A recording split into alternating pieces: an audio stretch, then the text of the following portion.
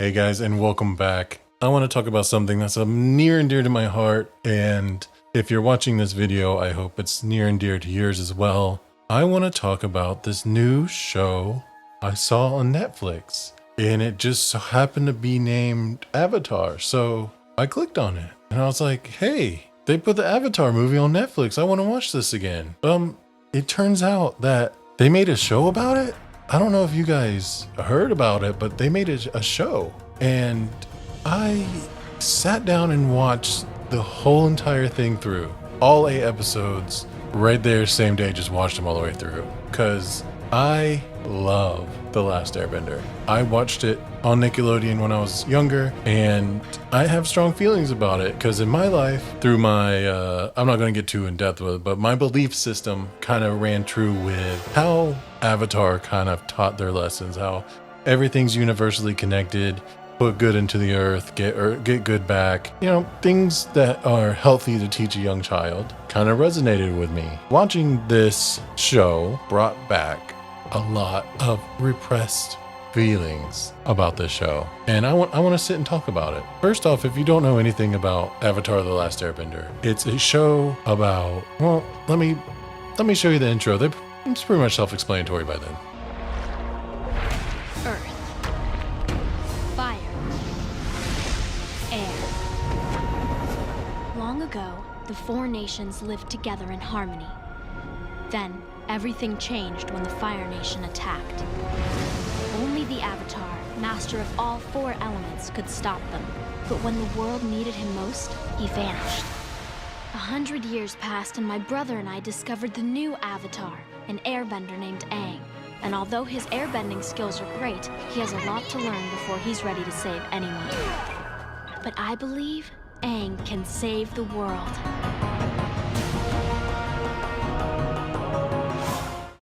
That's where my first gripes kind of come in with the live action. Going to the live action from the cartoon, you would kind of expect the same story. I know with live action remakes and remakes in general, they kind of twist and turn the narratives of the show to kind of fit what the generation would kind of deem suitable. So with that being said, I went into the live action show trying to kind of feel like I'm watching it for the first time. I wanted to give it a fair chance. I'm naturally a hater, but I do give things chances. I know it doesn't seem like it, but I do.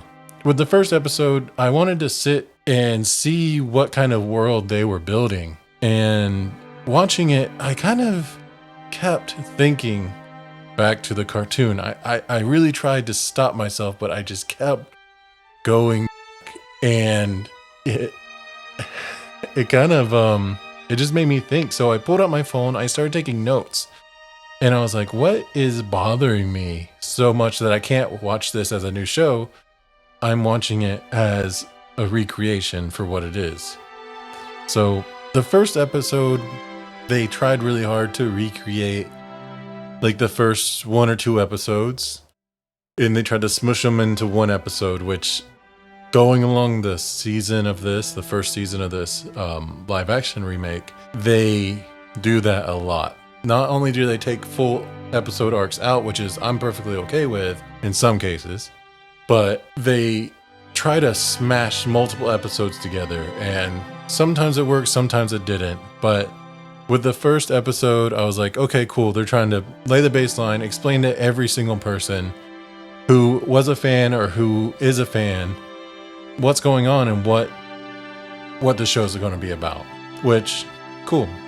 First episode, some of the line delivery was weird. They were talking to each other. It felt like they were taking weird pauses in between their lines, which is, you know, it's a lot coming from me, but coming from a professional production, you kind of would think, hey, why is when they're talking together, it seems kind of like they're not talking to each other. It seems like they're talking at each other. But I don't know if that's just because of how the show was written or how the actors are made, but that was just something that kind of like kept throwing me off. The whole first episode, it was fine. Their first episodes, they're setting up a story. There's a whole bunch of narrative and subplots, and they're trying to set everything up so it's dialogue heavy. They tried to throw some action right in the very beginning, but I knew going in this episode was going to be a lot of explaining, which is I'm perfectly fine with. So my very first note for episode 2 is the line delivery between Zuko to Iroh was, "What are we doing here, Uncle?" So not only was the line delivery weird, the love connection between Suki and Sokka felt really rushed and romanticized in a uninspired kind of way. It felt like they were just like, well, you're a girl, you fight, I'm a guy, I fight. You know? Also, one thing that was very hard to get over in this episode was getting into it. The wigs that they use in this show are so crazy. Like, they are so distracting, and it's a common theme throughout the whole entire show. The wigs, even though cartoon accurate, they're so distracting. For how expensive the show was put together, you would think like it's supposed to look that way. This is our art style, this is our direction. Or if they were just like, it has to look the same, you gotta throw it on there, that's just what we're doing here. Oh, and in this episode, we got to speak with Kiyoshi, and he did it in the spirit world. And our first view of the spirit world was actually in this interaction. And oh boy, the way they visualized the spirit world was such a headache. Like, I had to close my eyes. Even though it was like a brief, like 1 or 2 seconds, I had to literally close my eyes because I just couldn't like handle how warbly and wobbly they made this whole scene, which was sad because they still went back to that visualization later in the series, but it was rectified a little bit better. It was made to be more visually pleasing. I don't know if it's because this is our first time in the spirit world as a viewer, so it's supposed to be confusing and it's supposed to be disorienting, but it was very much those things. But on top of it all being kind of like disorienting, there are high points in this episode. The costumes, be it they're all like really clean and it kind of looks like out of place a lot of the time, and they do represent what they are trying to replicate very well. And I know it's hard. Once again, I don't know if it was the art style or the creative direction that they were going for. The wigs and costumes always looked really out of place with how clean and how neat everything was. So by episode 3, which was Umashu, they've full on taken liberties with the show because we're already almost halfway through the season. Filler episodes are taken out. Everything kind of feels like it's happening so fast. It feels like they left the South Pole. They're already like halfway across the world. The one thing that the cartoon did very well with its slow pacing was that it was able to world build a lot better. It was able to feel like there's weight to their movements and not so much like it's hopping all the way across the world. Like in the span of 6 episodes, they went from the South Pole, then they're stuck in the middle, and then they're all the way in the North Pole. World building was lacking in this episode, and it was lacking really heavily from here on out. Like, it felt weird. I was like, what? I know it's supposed to happen this way, and I know where they're going, but to a new viewer, it felt disorienting and it felt out of place. So Umashu, episode 3, was officially Azula's entrance into the show. And oh boy, do I dislike how they wrote Azula in this series. Like, I can't even explain to you. They took her from being like a conniving genius, top of her class, everything, she's the best at everything, she does everything perfectly, to they made her into a child, like a brat child, which she was in the cartoon, but she was written in a way to make you feel like she was always 2 steps ahead. She was always plotting and planning, and she always had just the way they wrote her was really icky. I don't know how to explain it. It was icky. I didn't like it. It felt like this is where the original showrunners and writers, you can tell that they weren't touching the show, because the way they took these characters and made them fit the narrative that they're trying to push became very apparent in these episodes.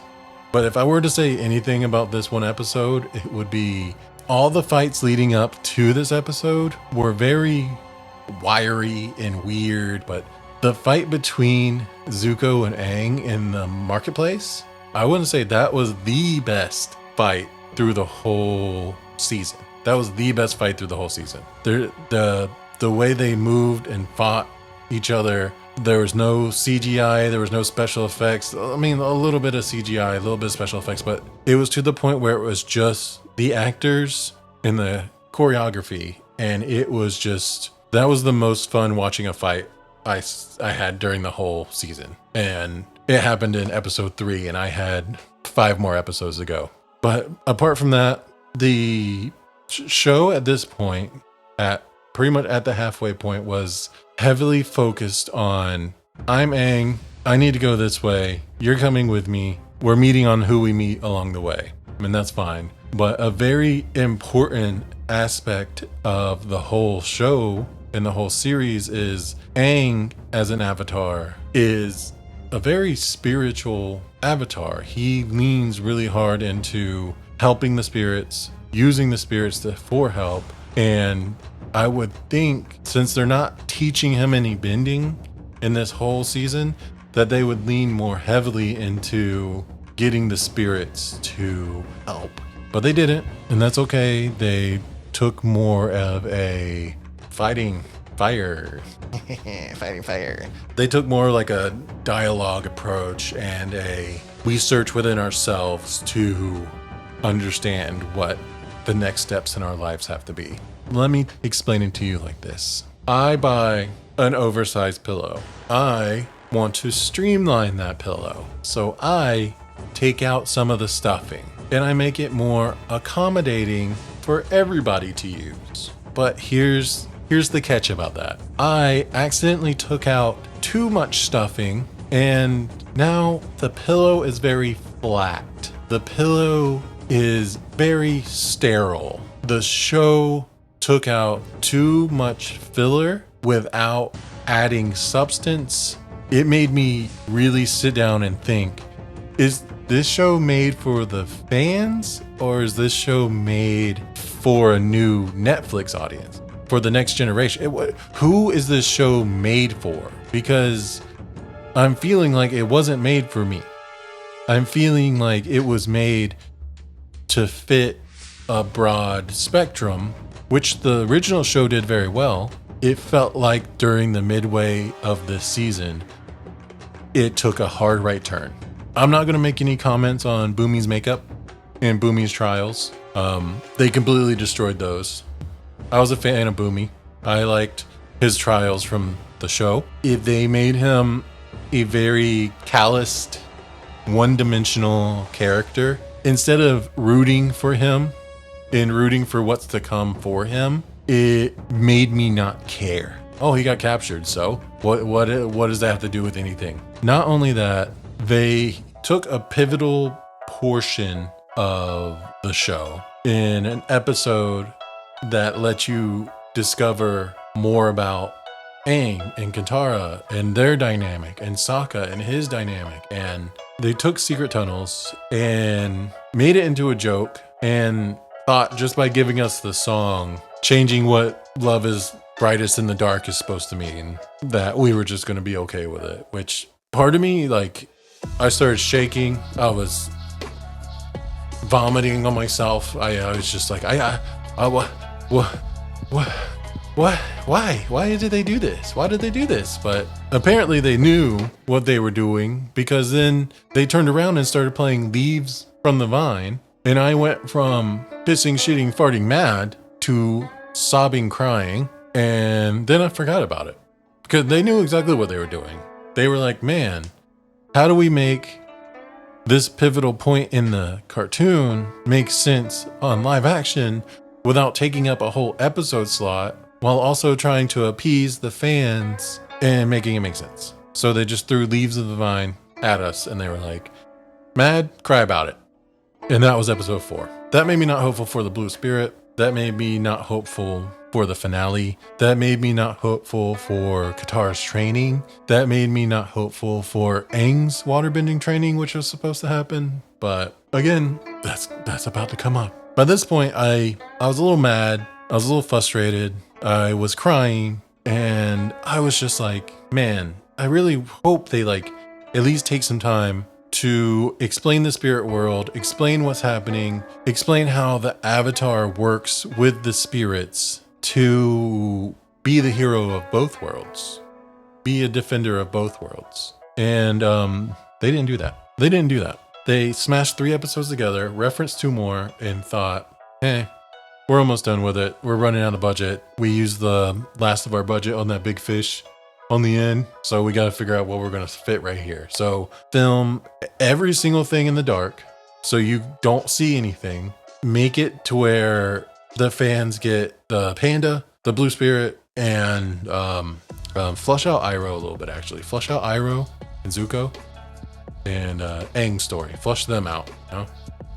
And they thought that 2 episodes was enough to do that. So in the 5th episode, the forest spirit was introduced, which was a raging panda, which was supposed to be calmed by the Avatar to help the people of the village. They forgot to fix that. They started with that, introduced the face stealer, and then ended with blue spirit, and thought we would forget about everything that happened during the course of those episodes. So episode 5 and 6. Raging Panda, Forest Spirit. You're the injured forest spirit. Oh my gosh. Never see him again. Nothing gets fixed. Never see him again. He gets the people back. Nothing happens to the spirit. Nothing gets fixed. The end. You saw it. There you go. You got it in live action. Happy? Happy. It felt rushed. It felt like this was their episode to smash everything together, and they took out too much stuffing from the pillow in this episode. In the next episode, there was a bright light in all this, which was the blue spirit, which was one of my favorite episodes from the cartoon, which shows that Zuko is a very dynamic and multi-sided antagonist, anti-hero, villain. See a villain at this point? He has shown that he is multi-dimensional and there's more to him than seems. And it's supposed to develop Aang and Zuko's relationship past, you're the Avatar, I'm hunting you, profit. And, you know, they did the escape very well. I mean, 10 out of 10, no notes. It was pretty much like a shot for shot remake of the cartoon, which was exactly what I wanted to see. They got out, they bonded over brushes and calligraphy. It made you think. What kind of pen do you use? Let me know down below. I don't want to talk anymore about that episode. The 7th episode is when they finally get to the north. You know, by this time I'm very tired. I don't want to hear about it anymore. Appa was animated in. He did not move during the first segment of that show. He literally just got JPEG dragged across the screen, which is fine. He's very expensive. They probably ran out of money.